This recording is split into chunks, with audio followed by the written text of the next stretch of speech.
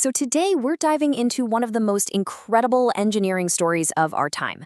We're looking at how California is fighting a truly historic drought by, well, basically turning the entire Pacific Ocean into a source of drinking water.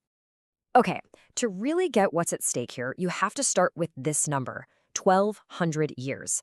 That's how long it's been since California has seen a drought this bad. I mean, we are not just talking about a few dry years here. This is a crisis on an almost geological scale, a situation where entire rivers just disappear and lush farmland turns into dust. So you might be thinking, okay, a drought in one state, why does that matter to the rest of us?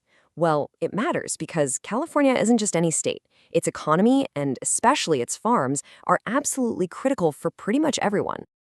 I mean, just let that sink in for a second. Its economy is over $3.5 trillion. This one state grows a third of America's vegetables and something like two-thirds of its fruits and nuts. It's not just a state, it's a global breadbasket. And this is where the problem really hits you. A staggering 80% of all that water goes straight to agriculture. So when the water starts to run out, so does the food. Which begs the question, where was all this water supposed to come from in the first place? Well, for generations, the answer was always the same, the Sierra Nevada mountains.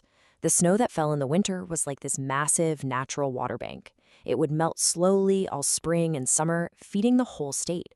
But now, that entire cycle is collapsing. With way less snow, reservoirs have dropped to critically low levels. So California had to find a new plan, and they had to find it fast. To deal with that snowmelt, back when it was reliable, California actually undertook one of the most ambitious projects in American history. They didn't just find water. They decided to build their own rivers from scratch to move it all across the state. At the heart of this whole system is the California Aqueduct. It's basically a man-made river that stretches for 700 kilometers. Its one job was to grab all that melting snow from the north and physically haul it hundreds of miles south to all the farms and cities that desperately needed it. And this is where the engineering is just completely mind-boggling. To get the water across entire mountain ranges, they built these giant pumping stations that literally defy gravity. They push colossal amounts of water more than 600 meters straight uphill. It's an incredible feat, for sure, but it's just not enough when your main source, the snow, is vanishing. So, if the water from the mountains is running out, where do you turn? The answer: you turn to the biggest reservoir on the entire planet, the Pacific Ocean. The new plan is a kind of brute force solution. Build these massive high-tech plants that can turn saltwater into fresh water. Now, the magic behind all this is a technology called reverse osmosis. It sounds complicated, but the core idea is pretty straightforward. See, salt ions are really good at clinging to water molecules. So to break that bond, you have to apply an immense amount of pressure to force the pure water through this incredibly fine filter, leaving all the salt behind. Okay, so let's follow the water's journey here. First, these huge pipes suck it in from the ocean. Then, a series of filters gets rid of all the gunk, sand, particles, you name it. Next up is the main event, reverse osmosis, where that insane pressure literally strips the salt out. But the water that comes out is actually too pure. So in the final step, they add essential minerals back in to make it taste right and get the balance perfect. Just to give you a sense of the sheer power we're talking about, the pressure they use is around 60 bar. That is more than 20 times the pressure you'd find in a normal car tire. It's a colossal amount of energy, and it's all just to rip salt away from water, one molecule at a time.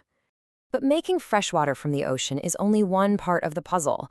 California is also pouring resources into this massive effort to recycle wastewater.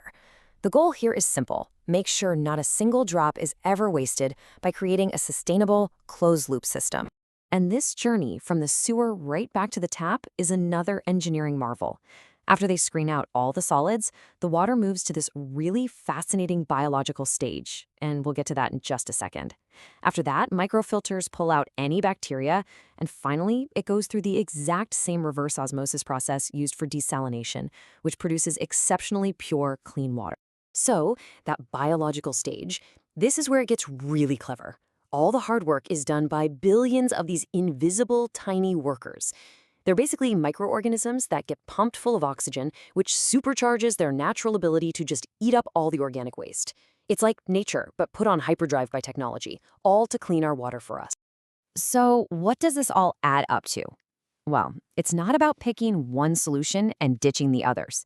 It's about creating a truly modern and resilient water grid by blending that old, incredible infrastructure with these powerful new technologies. So, this is basically California's new game plan for water. You've got the original source from the mountains, you've got this limitless but expensive supply from the ocean, and then you have this super sustainable closed loop water from recycling. When you put them all together, you get a system that's so much more drought proof. And here's the brilliant part. That massive 700-kilometer aqueduct system they built back in the 20th century, it's not obsolete at all.